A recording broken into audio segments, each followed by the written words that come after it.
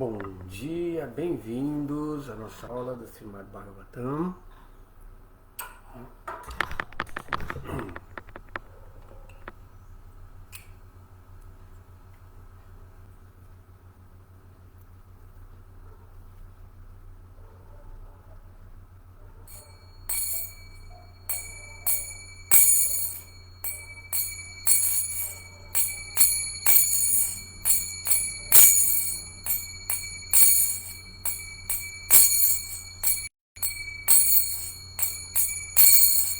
Jaya Radha Madhava Kunja Bihari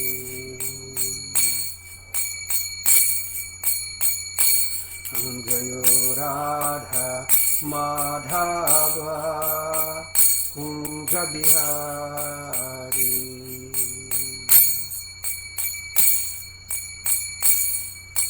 Gopi Janavallabha Girivaradhari Gopi Janavallabha Girivaradhari Yastodarandanam Brajanaranjanam Yasodanandanan Brajanaranjanam Yamuna Tira Vanachari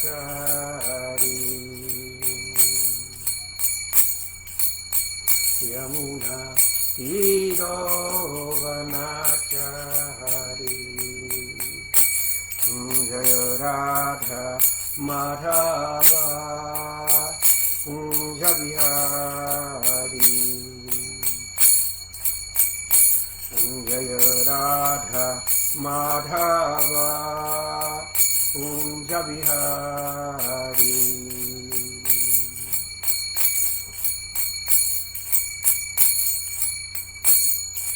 Gopi Janavallabha Girivaradhari Gopi Janavallabha Girivaradhari Yasodanandanan Brajanaranjanam Yasodanandanan Brajanaranjanam Yamuna Tira Vanachari Yamuna Tira Vanachari Jaya Radha Madhava Kunja Bihari Jaya Radha Madhava Kunja Bihari Hare Krishna Krishna Krishna Hare Hare Hare Rama Rama Rama Hare Hare Hare Krishna Krishna Krishna Hare Hare Hare Rama Rama Rama Hare Hare Hare Krishna Krishna Krishna Hare Hare Hare Rama Rama Rama Hare Hare Hare Krishna Krishna Krishna Hare Hare Hare Rama Hare Rama, Rama Rama, Hare Hare. Então, lendo do Srimad Bhagavatam, terceiro canto, capítulo 25, verso número 43. Om Namo Bhagavate Vasudevaya. Om Namo Bhagavate Vasudevaya. Om Namo Bhagavate Vasudevaya.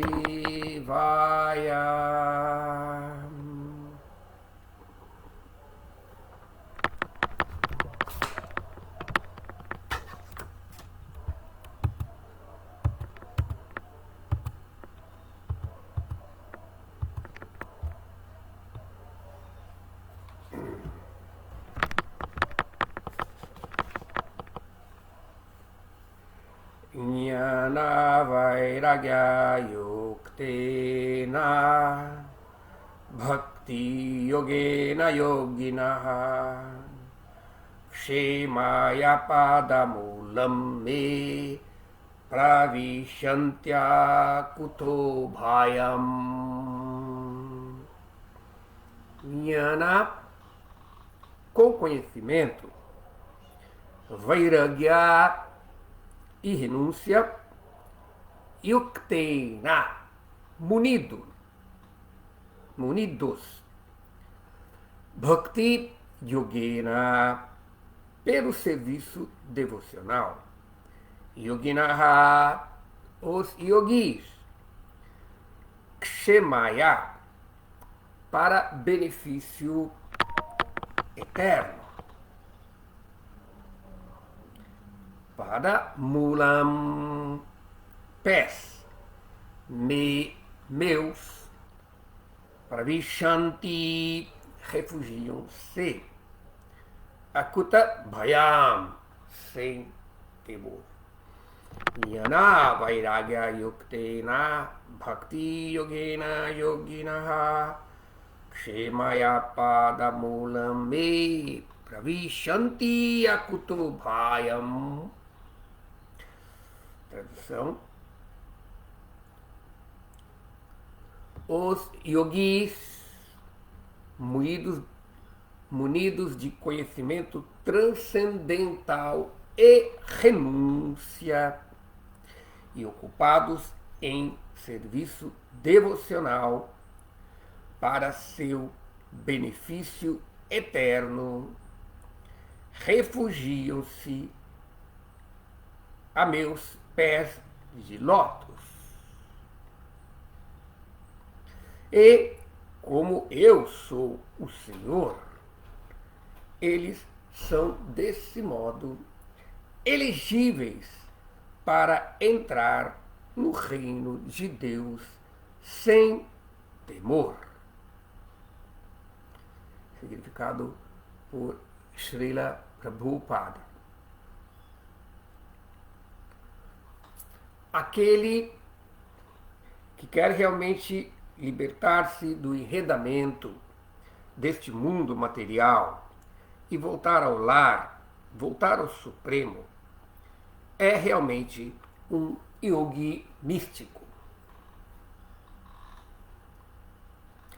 As palavras explicitamente utilizadas aqui são yuktena, bhakti yogena. Esses yogis ou místicos que se ocupam em serviço devocional são yogis de primeira classe. Os yogis de primeira classe, como se descreve na Bhagavad Gita, são aqueles que pensam constantemente no Senhor, a suprema personalidade de Deus, Krishna.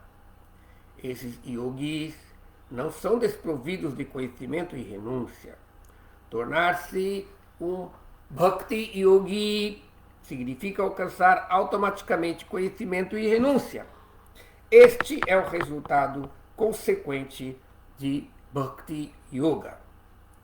No Bhagavatam, primeiro canto, segundo capítulo, confirma-se também que quem se ocupa no serviço devocional a Vasudeva, Krishna, tem pleno conhecimento transcendental e renúncia.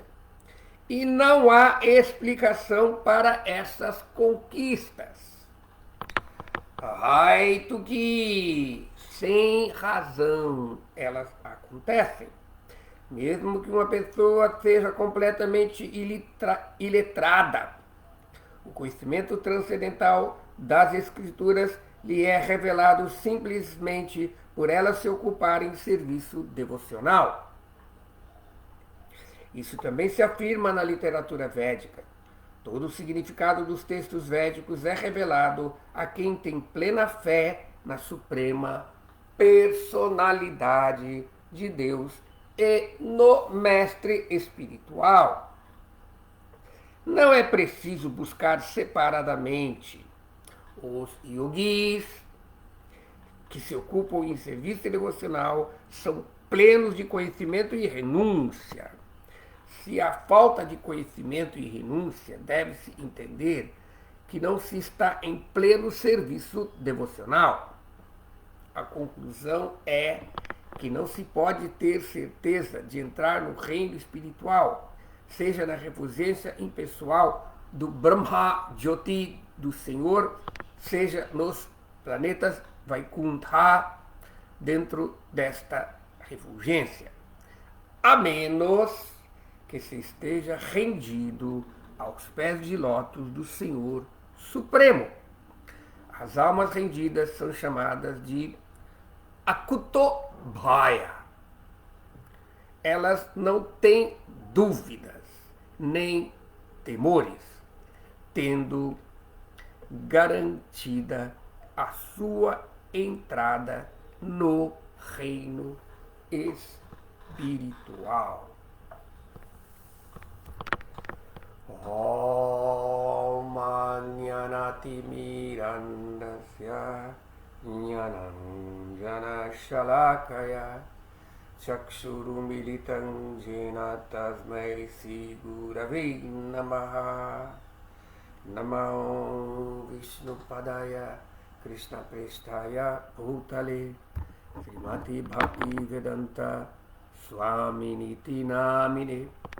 Namaste Saraswati Deve Gauravani Pracharine Nirvishesha Shunyavadi Pastatya Deshatarine Sri Chaitanya Manopistam Stapitam Jena Bhutale Swayam Rupa Kadamahyam Dadati Swapadantikam Vanchakalpatarubhyascha Kripa Sindhubhya evacha Patitanam Pavanebhyo Vaishnavebhyo Namo Namaha.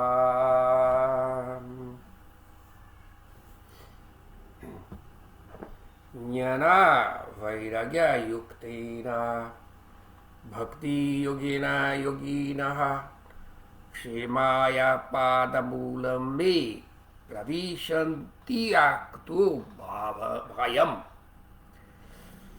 Os yogis, munidos de conhecimento transcendental e renúncia e ocupados em serviço devocional para seu benefício eterno, refugiam-se a meus pés de lótus. E como eu sou o Senhor, eles são desse modo elegíveis para entrar no reino de Deus sem temor.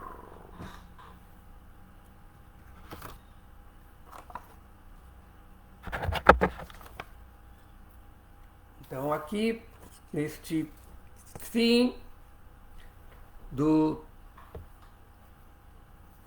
capítulo 25, intitulado As Glórias do Serviço Devocional, este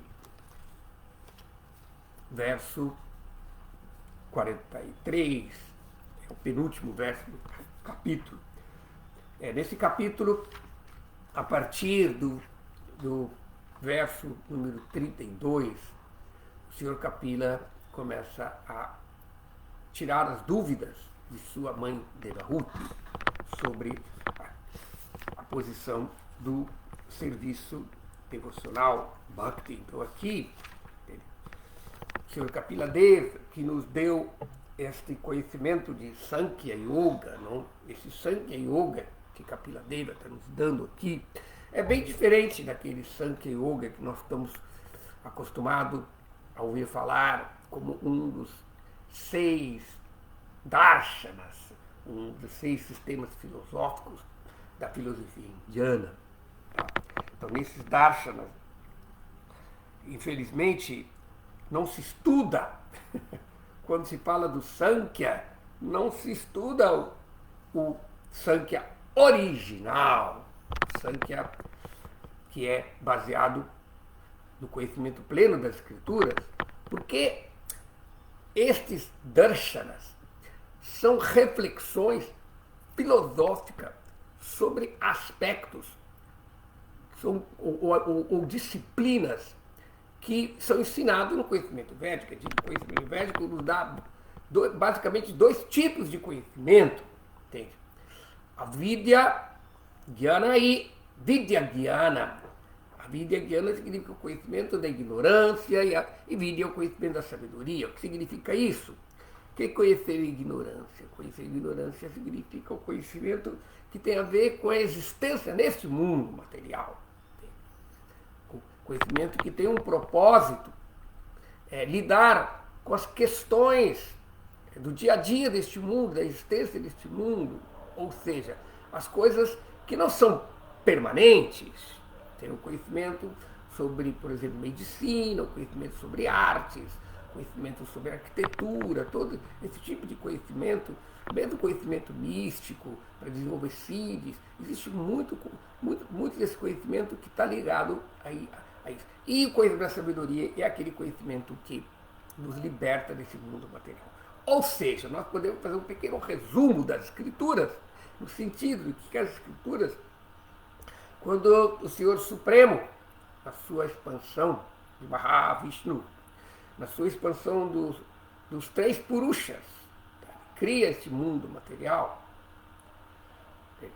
como ele, junto com a criação material, que vem pronta, né? Om Purnamadat Purnamidam Purnat Purnamudachyate Purnasya Purnamadhaya Purnameva Vashishyate. Que esse mundo material é uma expansão do Senhor Supremo e é plena, ou seja, apesar do mundo material, a energia material, comparado com a natureza espiritual, a energia espiritual ser limitada, né, como a Bhagavad Gita explica, é um reflexo, assim como a figueira de Bengala se reflete à beira do lago, ele é limitado, mas ainda assim ele é purna, ele é pleno em seu propósito. Então, é só por isso que os Vedas tratam sobre o conhecimento da ignorância. E aí Upanishad diz que a pessoa tem que cultivar lado a lado o conhecimento da sabedoria e o conhecimento da ignorância. Porque nós temos que entender o que é ilusão e discriminar, aceitar o que é real e situar-se no real. Então, portanto, a literatura védica ela nos dá esse conhecimento. Então, portanto, voltando ao que eu estou explicando sobre os darshanas se baseiam em diferentes tipos de conhecimento contido nos Vedas. E nem todo conhecimento é o conhecimento para a libertação ainda. Certamente o propósito é este indireto. Por isso que é dito que o primeiro propósito da literatura védica é o Karma Kanda, tá? É agir no Dharma. Porque enquanto você não age no Dharma, a pessoa não pode nem mesmo ser considerada um ser humano. Ela é um animal. Ela está preocupada em comer, dormir, defender, fazer sexo. A sua vida é instintiva neste mundo material. A sua vida é impulsionada, é influenciada, é guiada pelos gunas, pelos modos da natureza material. Então, por isso que Krishna, quando ele apresenta a Arjuna os seus argumentos para que ele pudesse lutar baseado no seu dever, ele fala, ó Arjuna, você está me dando argumentos baseados nos Vedas, certamente, mas os Vedas, eles tratam sobre os modos da natureza material. Então, quando ele fala sobre isso, que os Vedas tratam do mundo material, é esta parte da literatura védica que trata de avidya jnana, do conhecimento da ignorância nesse mundo material. E, portanto, esse conhecimento na Trigunya Bhavarjuna. E, portanto, como este Veda é para o propósito de nos guiar dentro dos modos, tem o propósito de nos purificar, nos tornar humano, viver no Dharma, viver progressivamente, em vez de ficar vivendo reativamente, só no karma, né? Pelos instintos, pelas ações, a pessoa pode progredir e se purificar. Então, purificado, ela pode cair na real e entender a natureza ilusória da sua opção de querer associar-se com a energia material. Porque esta é a natureza da alma. Nós somos Tatastha Shakti, Vivera Swarupahaya Krishneira, Nityadyasa Krishneira, Tatastha Shakti, Veda Veda Prakasha. Nós somos energia de Krishna, portanto não somos diferentes de Krishna, mas não somos a personalidade dele, somos sua energia, e essa energia Tatastha Shakti tem esse livre-arbítrio de escolher. Então escolhemos, então estamos aqui nesse mundo material, e para que possamos mesmo satisfazer este desejo de se afastar de Krishna e de querer ser independente de Krishna, que é a tônica da existência material, ainda assim, por seguir o Dharma, ou seja, Krishna cria esse mundo material para um propósito. O mundo material é o cosmos, ele tem um propósito. E no cumprir este propósito, a pessoa pode obter conhecimento espiritual. Então, portanto, os darshanas apresentam isso. Então, vamos falar agora sobre o Sankhya, especialmente dentro desses darshanas. Então, estes darshanas chamados clássicos, eles se baseiam, são baseados nas escrituras reveladas. E alguns deles pegam a parte de avidya e outros de vidya, e outros misturam. Então, portanto, o Kapila é falso. O Kapila eu digo que ele é falso porque mesmo se questiona realmente que se ele tinha existido. Não? É dito que esse sistema clássico do Sankhya, que ele é estudado muito baseado no comentário do Sankhya Sutta, que é atribuído a esse Kapila, o Ishvara Krishna, este Ishvara Krishna, não é o Krishna Deus, o Ishvara Krishna é o nome desse sábio. Ishvara Krishna, ele no seu comentário Sankhya Karika, ele apresenta este Sankhya que é Nirishvara Sankhya, um Sankhya que não aceita a existência de Deus, tá? Que é o ateísmo. Mas Kapila, ele apresenta nas escrituras védicas, na parte das escrituras védicas que trata de vidya, do conhecimento espiritual, do conhecimento que leva à libertação deste mundo material, ele apresenta as bases, ele apresenta este Sankta arquétipo, que este Kapila apenas pegou uma parte dele, apenas pegou a parte de Jnana, do conhecimento discriminativo. Por isso mesmo, quando nós estudamos na Bhagavad Gita, o segundo capítulo da Bhagavad Gita é chamado Sankhya Yoga. Então, Sankhya aqui não se refere a esse Sankhya clássico, mas sim o Sankhya como sinônimo de Jnana, de conhecimento discriminativo, porque a palavra Sankhya significa contar, enumerar. Então, a enumeração dos elementos materiais, a descrição de como o universo material é criado, como os elementos evoluem dos mais sutis e constituem todos esses elementos, é basicamente esse conhecimento que permite que se torne. Então, portanto, é esse conhecimento dos elementos materiais, como que o sutil foi se contaminando, é utilizado como yoga. Então, por isso que o yoga como Patanjali mesmo utiliza, e o yoga que é descrito no 6º capítulo da Bhagavad Gita, ele é baseado no paradigma da filosofia Sankhya enumerativa. Então, essa enumeração dos elementos apresentados pelo Sankhya é o paradigma científico da cultura védica para entender a natureza material. A ciência procura entender a natureza material baseado na sua visão empírica, através de suas teorias, comprovada pela experimentação científica, mas eles, em seu paradigma, eles apenas consideram que a realidade é constituída dos elementos materiais, que se resumem sutilmente aos 5 elementos: terra, fogo, água, ar e éter. Claro, eles não aceitam que esses sejam elementos, eles reclassificam a combinação desses elementos na tabela periódica da química, né? como ferro, carbono, todos os diferentes elementos, oxigênio, hidrogênio, gases, ar, né?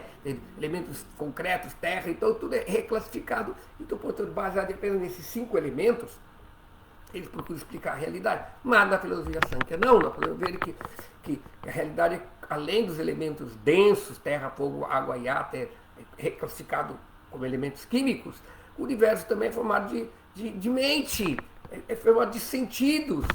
10 sentidos de adquirir conhecimento, 10 sentidos da ação, da inteligência, do ego, tudo isso são elementos.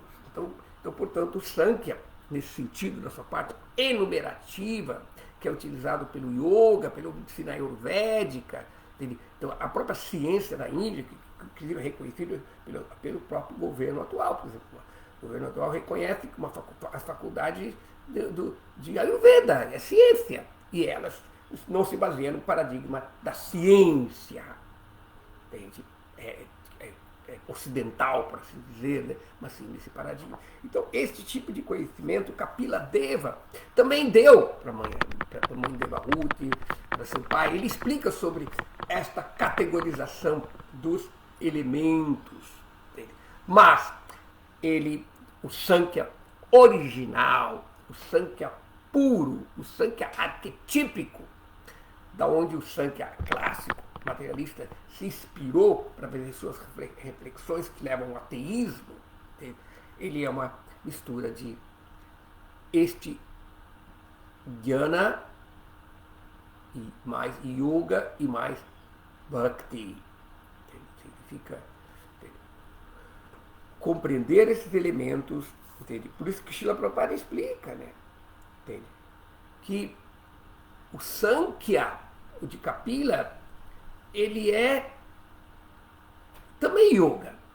Por isso que não há yoga, o sistema de meditação, sem a compreensão dos elementos, porque no processo da meditação, o yogi, ele medita, e ele, através da sua meditação, ele procura alcançar o estado de samadhi, onde ele tenta fazer todos os elementos, sutilizar os elementos até o estado original, que é Purusha Prakriti, significa que é o estado de Samadhi. Quando a Prakriti, a energia, a alma, entra em comunhão com o Purusha, que é Krishna. Então, portanto, o Samadhi é esse estado que o yoga, né? Então, por isso, Prabhupada fala que ele quer realmente ser libertado. Ele é um verdadeiro yogi. Esses yogis que são devotos místicos, essa é a diferença. As religiões, como nós conhecemos por muito tempo, no Ocidente, elas são baseadas numa visão assim de fé apenas, não de yoga. Não de por isso há a diferença entre o fé, entre o crente, aquele que só acredita, e o místico, que é o yoga, aquele que vive, aquele que alcança esse estado. E estes verdadeiros yogis, como Krishna explica na Bhagavad Gita, que dentre os karmis, entre muitas e muitas pessoas, poucas são aquelas que buscam conhecimento.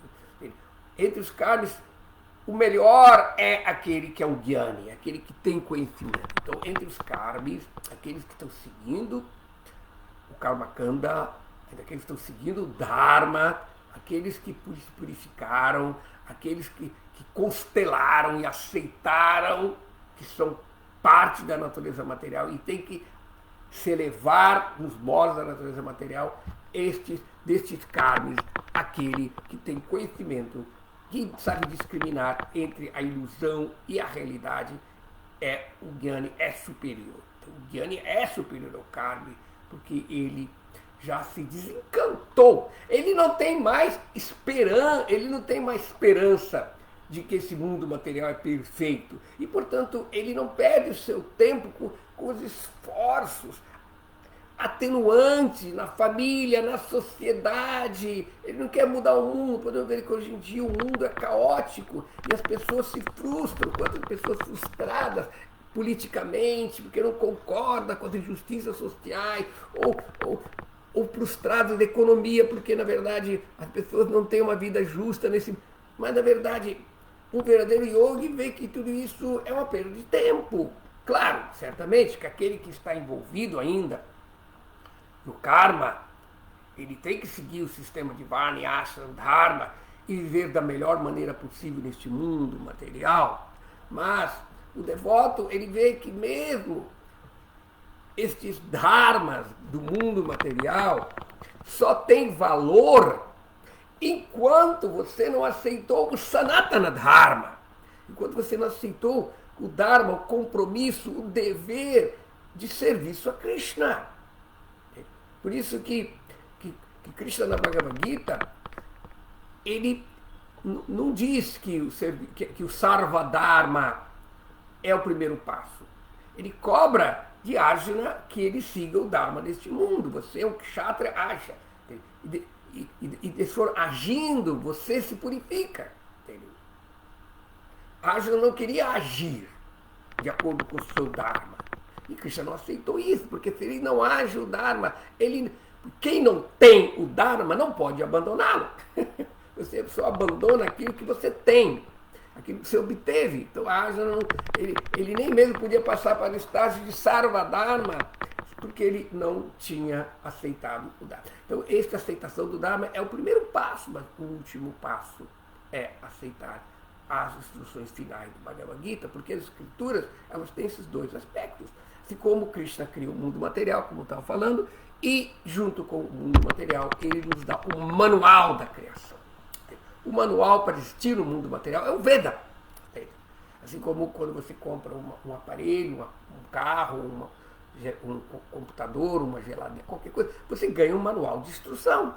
E nesse manual, as duas instruções mais importantes, que resume o manual em dois, ligar e desligar. Então, ligar é o Karmakanda, como que você liga a evolução espiritual, viver no Dharma. Enquanto você não está nem mesmo nisso, ainda está na vida instintiva do karma, você ainda não se dirigiu para a evolução. Mas aí você liga a existência material e, assim como quando você segue o manual e usa o comando correto para ligar, ele funciona corretamente. E funcionando corretamente, você tem o propósito do uso daquilo. Então o propósito dos Vedas é purificar a alma da sua inveja primordial de pensar que eu sou Deus. Essa inveja primordial de pensar que eu sou separado. A minha natureza, ela é separada da natureza de Krishna. E, portanto, você liga e vive a existência material progressiva e aí, purificado, você pode, por fim, falar: pronto, já usei esse aparelho, agora não vou ficar repetindo, vou desligar. Então aí vem a vida espiritual, que se resume, entende, em se tornar um yogi, como está dito aqui nesse significado. Então, dos karmis, entre os karmis, superior aos karmis é o Jnani, que tem o conhecimento. E dos Jnanis, aqueles que compreenderam que eu não tenho mais. Se a natureza material é ilusória, porque é temporária, é provisória, eu não tenho que ficar me apegando. O apego vem da ilusão, como Krishna explica isso no segundo capítulo da Bhagavad Gita, logo no final, né? Dayate vitaya punsha sangasteshu pajayate sangat sanjayate kamat kamat krodobi jayate. E assim vai, a pessoa vai perdendo ela pela contemplação dos objetos, dos sentidos. A pessoa desenvolve apego, e do apego vem a luxúria, vem o desejo. Aí do desejo vem a frustração e a ira, e a pessoa, quando fica frustrada, irada, ela perde a sua inteligência, e quando ela perde a inteligência, ela se afunda. Então o que acontece? O conhecimento espiritual faz nós constatarmos isso. Estamos meditando no mundo material, nos apegando. Mas nesse mundo material temporário existe uma realidade eterna. Então essa minha meditação, a palavra em sânscrito é dhyana, contemplar.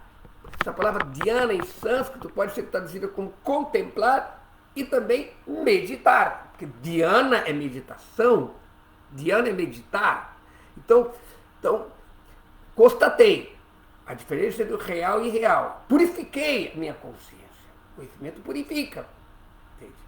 E o conhecimento é só o conhecimento que vai nos libertar da ilusão de nos prendermos a este mundo material. Como o próprio Jesus fala, conhecei-vos a verdade, que ela vos libertará. Então, esse aspecto Jnani de Jesus, ele deixou bem claro. E agora, dentre aqueles que têm esse conhecimento, aqueles que pararam, porque o conhecimento da ilusão deste mundo material tem um subproduto, que é o desapego.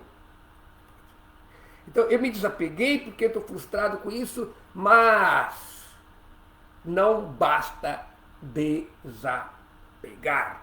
Não basta ter vairagya, despaixão por este mundo. Nós temos que transferir a natureza da alma, que é sentir, pensar, desejar, agir. Isso é a natureza da alma. No momento, a alma não está conectada com sua natureza. Ao contrário, ela está conectada com a sombra, com o reflexo da sua natureza. Então, que é sentimento, ação, esses diferentes atributos da alma, no momento, estão refletidos na mente, na inteligência, no ego. A identidade da alma se reflete no ego, a sua discriminação espiritual se reflete na inteligência, os seus desejos, pensamentos, sentimentos se refletem na mente, no corpo. Então, portanto, não há união. Então, portanto, a união é yoga. Nós temos que conectar. E tudo pode ser conectado. As coisas só podem entrar no estado de samadhi quando nós vemos em relação com Krishna. Então, portanto, dentre aqueles que discriminam o Jnani, o melhor deles é o yogi, porque o yogi, ele não é apenas o Jnani que entende. O yogi, ele entendeu e ele já, assim como o Jnani removeu da ilusão, mas o yogi não apenas remove, não fica no vazio, como o Jnani fica. Ele redirige aquilo para meditar na realidade espiritual. Então aí o yogi, agora nós podemos ver que tem dois tipos de yogi. O yogi que é impersonalista e o yogi que é um devoto. Entende? E Krishna explica, entende, que se o yogi é o superior, agora Arjuna pergunta ao Krishna logo no começo, destes yogis, que é superior ao Jnani, que é superior ao Karmi, desses yogis, qual é o que está em mais yoga? Quem está mais em comunhão com você? Quem alcançou esse estado de plenitude? Aí Krishna fala que superior é o devoto que está ocupado no serviço, mas aquele que também medita no impessoal, no manifesto, ele também é o yogi, mas ele, nesse caminho que é muito difícil, é um caminho muito problemático, porque a pessoa, no caminho da meditação impessoal, tem uma armadilha. É a última armadilha de Maya, está ali, escondida. Porque, primeiro, nós estamos pensando que somos o Krishna, entende? No corpo material, e agora estamos pensando que somos Krishna no espírito. Certamente, nós podemos considerar que somos parte de Krishna, como sua energia, mas não somos Krishna em absoluto, de uma forma absoluta. Somos Krishna de uma forma relativa, assim como o calor é só fogo, como energia do fogo. O calor não é fogo pleno, porque o fogo tem várias energias, tem o calor e a luz. E o fogo não é nem a luz, ele é diferente da luz. Então são atributos, então nós somos energias de Krishna. Então, portanto, este yogi, está dito aqui que como o Srila Prabhupada está falando aqui, os yogis de primeira classe, que também é descrito no Bhagavad Gita, são aqueles que pensam constantemente em Krishna. Então, quando no capítulo 12 da Bhagavad Gita, Krishna deixa bem claro que o devoto é o que está em mais yoga do que o Gyani, do que o impersonalista. Ele está mais. O seu yoga é mais pleno. E depois aí ele explica a natureza deste yogi bhakta. Então, portanto, como Kapila Deva vem nos trazer tudo isso, a discriminação jnana, a meditação. Portanto, para que haja a meditação no Senhor Supremo, para aquela meditação que faça com que você possa desenvolver devoção ou amor por Deus, é necessário ter o conhecimento. Então, portanto, nós estamos meditando no conhecimento material e nos apegando. Agora, vamos meditar no quê? O impersonalista medita no vazio. Mas o devoto, ele aceita a revelação. Mesmo que o devoto ainda não esteja em samadhi, ele apenas aceitou ela por fé, por entender a superioridade de Krishna, porque ele vê que Krishna é a verdade absoluta, mas a sua fé é o que impulsiona ele para ter o conhecimento, como Krishna explica. E Srila Prabhupada também cita aqui, no seu comentário aqui, que o devoto, ele, como resultado da sua fé em Bhakti, Jasya Deve para Bhakti, Jata Devi Tata Guru Tasyati Katitahi Artha Prakashanti Mahatmanaha, que somente aquelas pessoas que têm Parabhakti, devoção, fé inabalável em Devi e Guru, Yasya Devi Tata Guru, que tem fé suprema no Senhor Supremo e tem o mesmo grau de fé que tem Deus no Guru, porque ele vê que o Guru é a manifestação, é o elo que nos leva a Krishna. Então, portanto, ele não separa a sua devoção a Krishna e ao Guru, apesar de o Guru não ser Krishna, mas ele está agindo em nome de Krishna e, portanto, ele tem a autoridade de Krishna e, portanto, adorá-lo como a Krishna é respeitar essa autoridade. Não é que o Guru, é interessante que o Guru, ele é duas coisas, é um paradoxo, tem o Guru, porque ele é um ser humano, mas ele também é Krishna falando através dele. Então, por isso que um discípulo, ele entende que o mestre espiritual, ele é perfeito quando ele está se ocupando em representar Krishna puramente, assim como Lomaharshana.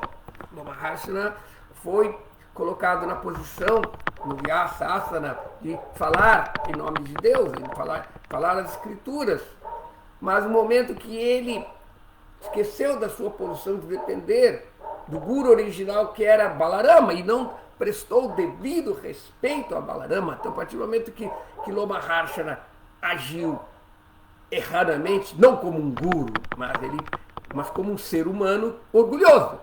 Aí, naquele momento, Balarama não aceitou, pela falta de humildade, e tirou ele do pedaço. Ele matou o Lomaharsha. Então, de alguma forma, o guru, ele é Krishna quando ele está falando daquilo que tem a ver com Krishna. Agora, quando o guru começa a falar das coisas que não tem a ver com Krishna, aí ele assumiu, ele tirou a roupa de guru e está agindo como um ser humano. Então, portanto, é importante entender que este princípio da vida espiritual é baseado na fé e na certeza absoluta de não ter nenhuma dúvida da posição de Krishna e do mestre espiritual genuíno que está conectado com Krishna. E é dito que essa pessoa que tem esta fé em Krishna e no Guru genuíno, entende? Todo o mistério do conhecimento. Devi Parabhakti Yatadevi Tataguru Tasyati Katita Hi Artha Prakashanti Mahatma. Então, Artha, o propósito de todo conhecimento védico é altamente revelado no coração. Então, por isso que está dito que a posição de um devoto da perfeição que os karmis, que os gyanis, os yogis buscam. É dito que o karmi, ele é motivado em buscar boga, desfrute. O gyani, ele é motivado em buscar moksha, libertação. Os yogis eles são motivados em buscar siddhi, perfeição. O devoto consegue tudo isso, ele consegue o prazer verdadeiro, não o prazer material, não o boga de desfrutar o mundo material, mas ele consegue a ananda, a bem-aventurança do serviço. Raso Vaitaha, porque Krishna é a fonte de toda a satisfação emocional, de todo o prazer. E, portanto, o devoto, dessa forma, ele pode alcançar isso pela graça de Krishna. Então, por esse significado diz aqui, como o Prabhupada fala, que mesmo que a pessoa não tenha nenhuma qualificação material, ela não tenha nenhuma qualificação intelectual, mas se ela é um devoto, ela pode ter todo o conhecimento, como Srila Prabhupada fala aqui. Ele citando o primeiro canto, segundo capítulo do Srimad Bhagavatam, ele fala que quem se ocupa do serviço devocional a Krishna, ele, baseado em pleno conhecimento transcendental e renúncia, ele alcança prema, murti. Isso não é Haituki, é sem causa. Vasudeve Bhagavati Bhakti Yoga Prayojitaha Janata Shubharagam. Imediatamente, pelo fé a Krishna. Então, como o Prabhupada fala aqui, não existe, como chama, nenhum. Esse resultado, ele não tem explicação. É graça. O que acontece pela graça de Krishna é achintya, é inconcebível, porque é baseado no desejo de Krishna. Krishna quer que aconteça isso e aquilo acontece. E como Krishna mesmo fala na Bhagavad Gita, né, que eu, apesar de eu sou imparcial, tá?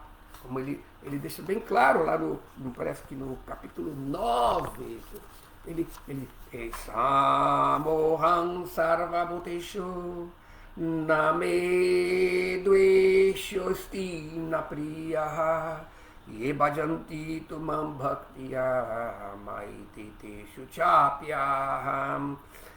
Soham, sabe? Eu sou igual, eu sou imparcial com todas as entidades.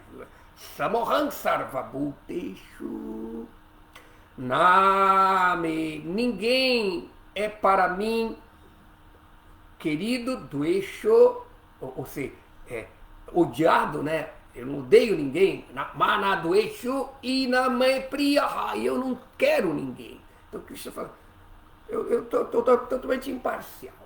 não tomo partido de ninguém, mas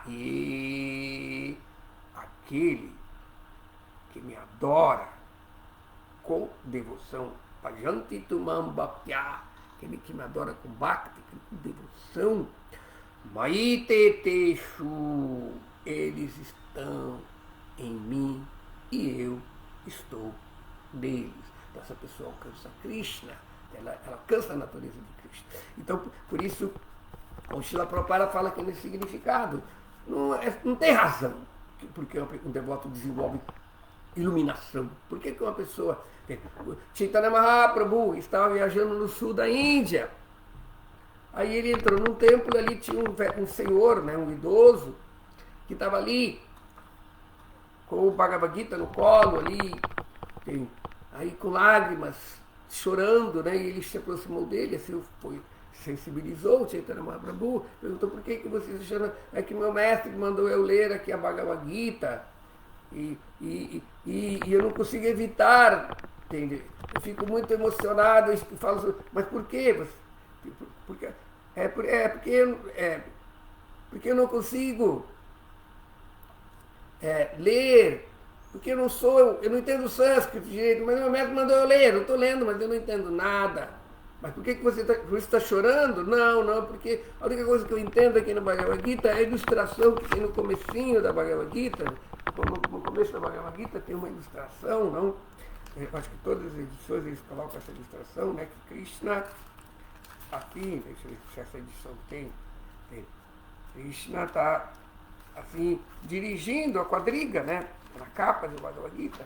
E seu devoto fala: como que o Krishna é tão misericordioso que ele é Deus, mas ele serve a seu devoto. Entende?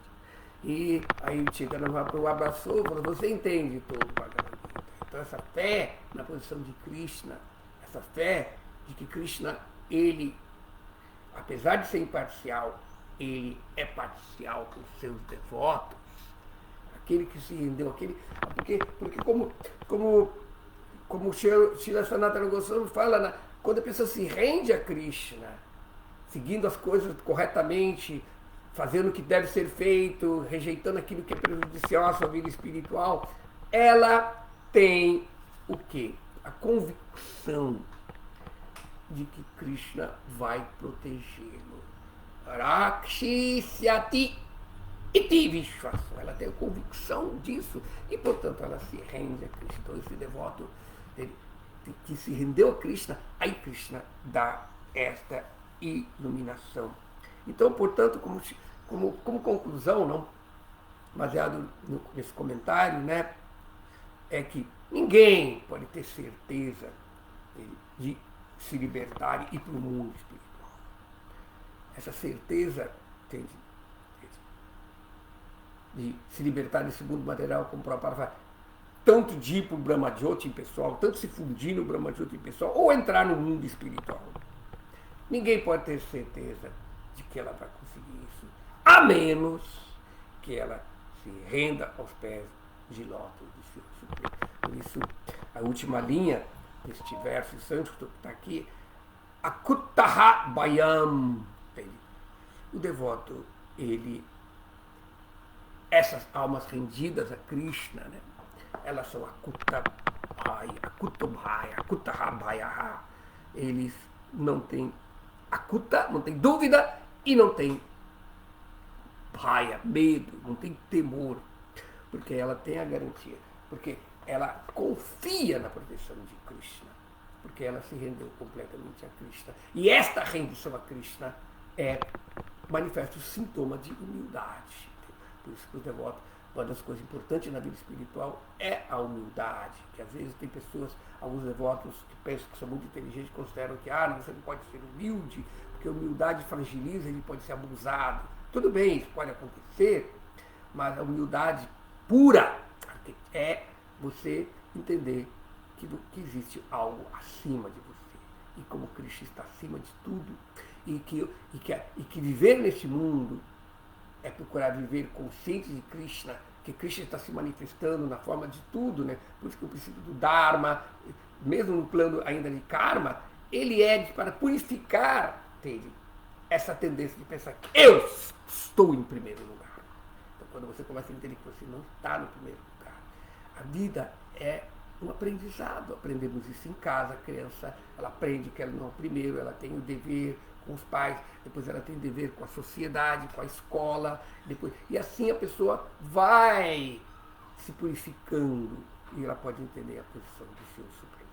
Então eu acho que com isso nós podemos encerrar nossa exposição, a aula de hoje. Vamos ver, então, os que estão participando aqui nos comentários, se tiverem dúvidas, façam suas dúvidas.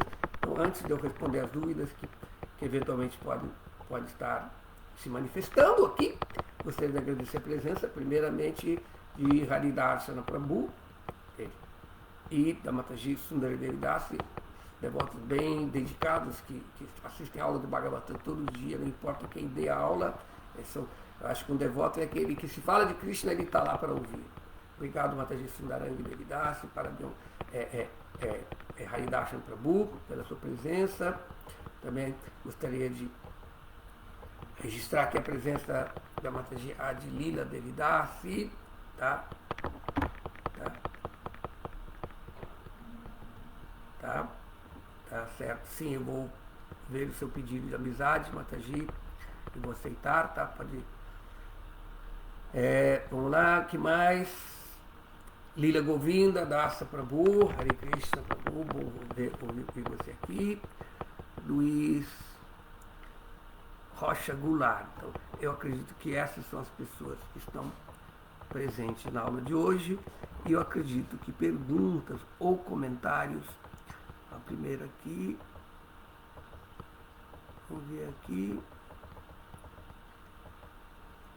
Haridarsana, não há perguntas na aula de hoje, mas o Haridarsana fez um comentário aqui que a palavra doesha também quer significar inveja. Não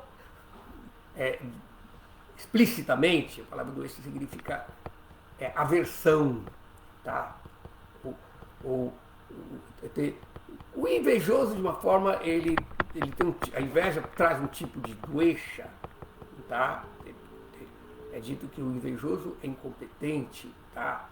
Porque na verdade a inveja, os sentimentos negativos geralmente são sentimentos, eles são contrapartes de sentimentos positivos. Então é dito que quando a admiração fica doente, ela vira inveja. Então, não vem a ser bem a palavra doença, mas ela pode significar também doença no sentido da consequência da inveja é que você não aprecia, você rejeita aquela pessoa, diminuindo ela, tá certo?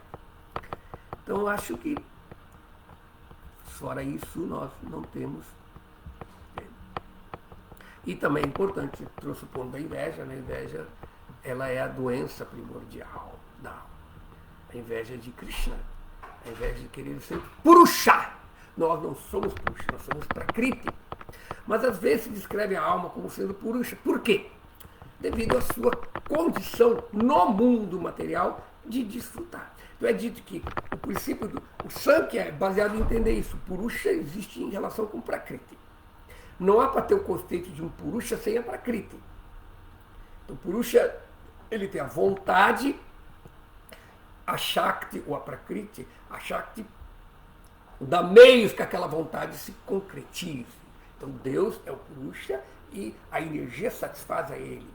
Nós não somos Purusha, nós somos uma das energias de Krishna, Tatastha Shakti, que temos que satisfazer a Krishna. Mas quando nós, pelo nosso livre-arbítrio, escolhemos se afastar de Krishna por uma razão incompreensível, porque não lembramos, nós não temos a consciência do plano espiritual, a nossa consciência atualmente está influenciada pelos gunas, a nossa influência, a nossa mente está influenciada pelos conceitos da matéria, do tempo, do espaço, dos limites, então não podemos compreender o que aconteceu, mas podemos ver que, por consequência, saímos desse mundo da nossa natureza original e estamos nessa nossa natureza ilusória porque queremos ser independentes, e ser independente significa querer desfrutar. Então, portanto, nós ilusoriamente adquirimos, pensamos, Maya faz nós acreditarmos que somos Purushas. E o Purusha precisa de uma energia. Senão ele não satisfaz as suas vontades. E, portanto, nós queremos desfrutar da energia material, do corpo, da família, tudo voltado neste mundo material. Então, portanto, esta é a nossa ilusão. Então, portanto, na nossa tentativa de desfrutar de Boga, ele não se reconcretiza. Então, porque nós não conseguimos, aí ficamos aversos. Tá? É como a raposa que tentou comer as uvas da parreira, né? Mas como ela estava muito alta, ela depois de muito tempo tentando, pulando, não alcançava, ela olhou e falou, estão verdes. Então significa, Maya age assim. Primeiro ela faz que nós esqueçamos nossa natureza original, de almas espirituais, servos eternos de Krishna. E segundo, ela faz que nós sejamos encobertos pelo ego, pela identificação temporária. E aí, com essa identificação, aí vem raga, o desejo, o apego. E este apego não se concretiza, porque nós não somos Purushas. E essa Prakriti não é a nossa Shakti. Entende? Aí nós ficamos aversos. Então, esta aversão, ela vem da consequência da inveja, sim. Entende? Então, ela vem, mas a palavra em sânscrito do Esha não significa inveja. A palavra inveja em sânscrito, não estou me lembrando agora, mas ela tem outra palavra específica, mas ela pode dedicar, tá bom? Então, acho que podemos falar aqui. Não, parece que surgiu uma pergunta, né? Tá lá, Marcelo Magalhães, né, que entrou, pergunta qual a essência de Bhakti Yoga. Bhakti Yoga, a essência de Bhakti é rasa, o amor a Krishna. Uma relação que se desenvolve com Krishna, que dá satisfação emocional à alma. No momento nós estamos querendo satisfação no ego, mas quando nós nos citamos da nossa posição constitucional, por isso que Bhakti, ela vem como consequência de autorrealização, de entender que eu não sou um corpo, que eu sou uma alma espiritual. Entende? E Bhakti, baseado nessa compreensão, Bhakti é a mesma coisa que meditação. Bhakti é uma meditação dinâmica. Entende? Você começa com meditar de uma forma passiva, né? Meditar na grandeza de Krishna, situado no coração, nos átomos, e aí, quando esse conhecimento, quando esse sentimento de admiração cresce na forma de querer servir, aí começa a Bhakti. É dito que Shanta Bhakti é um Bhakti passivo, né? É como um amor platônico, né? Uma pessoa, quando se apaixona, ela tem amor platônico, tem medo, ela não consegue chegar. Então, Bhakti, porque o sentimento que se desenvolve em Bhakti, na medida que as emoções é mamata, Krishna é meu, entende? Krishna é meu amor, Krishna é meu amigo, Krishna é meu mestre, Krishna é meu esposo. Então esse sentimento vai se desenvolvendo, entende? E é Bhakti. Então a essência de Bhakti é autorrealização. A essência de Bhakti começa em situarmos na nossa posição constitucional, que é Nitya Krishna Dasa, servo eterno de Krishna. Então a essência de Bhakti Yoga é amor a Krishna. Não vamos confundir o Bhakti Yoga, que é ensinado pelos impersonalistas. Você vai, por exemplo, esses que seguem a tradição do Advaita, eles fazem Bhakti, eles fazem Puja, mas a finalidade do Bhakti para eles não é a meta, é o meio para conseguir moksha.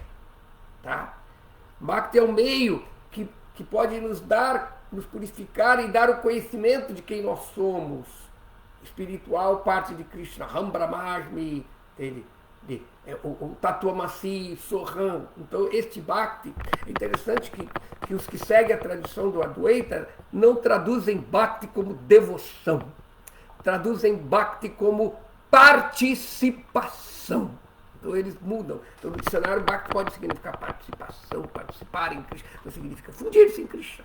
Então essa é entender. Então agora Bhakti puro está desprovido de boga, de karma, que leva a boga, e está desprovido de jnana, que leva a moksha. O devoto, bhakti é o meio e é o fim.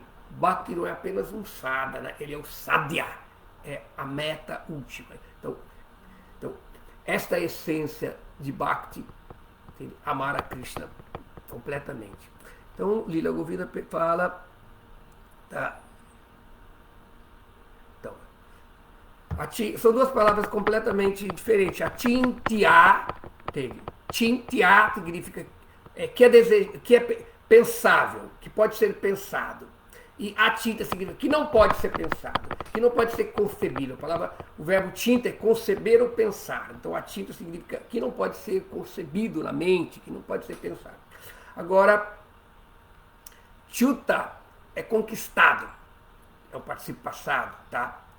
Chuta, aquele que é conquistado. E Achita significa inconquistável, aquele que não pode ser conquistado. São duas palavras bem diferentes, com raízes bem distintas, tá bom? Tá, Haridasa trouxe aqui a palavra que na hora eu não me lembrei do termo literal que inveja, que é Matsarya. Tem outras palavras também que podem significar inveja, também não me lembro, mas Matsarya é o termo literal da palavra inveja, se corretamente Haridasa Prabhu. Agora, Lila Govinda pergunta, Haridas Thakur não cantava o Mahamantra?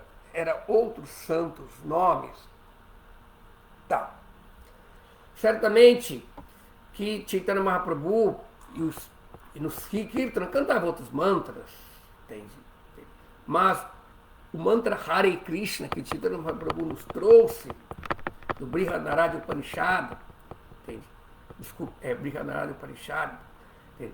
Ele é revelado nas escrituras que por cantar ele nesta era de Kali, a pessoa pode cantar a libertação. Então Chaitanya Mahaprabhu, então, no Kirtana nós podemos cantar outros nomes, mas o Mahamantra, ele é o mantra mais potente. Por quê? Porque o Mahamantra não é um mantra qualquer, é o nome de Deus, tá certo? Então, dentre os nomes de Deus, o nome mais pleno é quando Deus é adorado junto com sua energia de Krishna. Então, o Mahamantra, por que ele é mais potente? Chaitanya Mahaprabhu enfatizou ele, seus seguidores enfatizam ele, Srila Prabhupada enfatizou ele, porque o avatar de Krishna em Kali Yuga é Chaitanya Mahaprabhu, que é a encarnação de Radha e Krishna. Então Chaitanya Mahaprabhu veio, mas ele continua, então, como Radha e Krishna, ensinar o processo de Sankirtana, o processo de glorificar os nomes de Krishna. E ele continuou na forma, se Chaitanya Mahaprabhu era a forma conjunta de Radha e Krishna, o Mahamantra, não é apenas os nomes de Krishna ou os nomes de Radha. Você fala, vamos cantar Radhe, Radhe, Radhe, tudo bem, o devoto não canta só Radhe, Radhe, não é que não pode se cantar Radhe, Radhe, então não é que se pode cantar Krishna, Krishna, não, podemos, mas Krishna gosta quando os nomes de Radha é cantado. Irada gosta quando o nome de Krishna é cantado. Então, no Mahamantra, nós temos os dois. Por cantar o Mahamantra, satisfazemos a Krishna, porque estamos colocando o nome de Irada, Hare, Hare. E satisfazemos a Radha, porque temos o nome de Krishna, Krishna, Rama. Então, portanto, o Mahamantra é a encarnação sonora de Chaitanya Mahaprabhu. Chaitanya Mahaprabhu veio, e ele é o avatar da era e ele continua na forma do Mahamantra Hare Krishna, os nomes de Krishna e Radha, tá certo? Então podemos cantar também, secundariamente, todos os nomes de Krishna, mas este é o mantra mais perfeito. Podemos adorar Krishna, só Krishna, mas adorar Krishna com Radha é muito melhor. Haribo. Então acho que deu para responder as perguntas de todos. Então podemos encerrar aqui a nossa aula agora. Obrigado pela participação. Tá? Então, todas as glórias a Srila Prabhupada.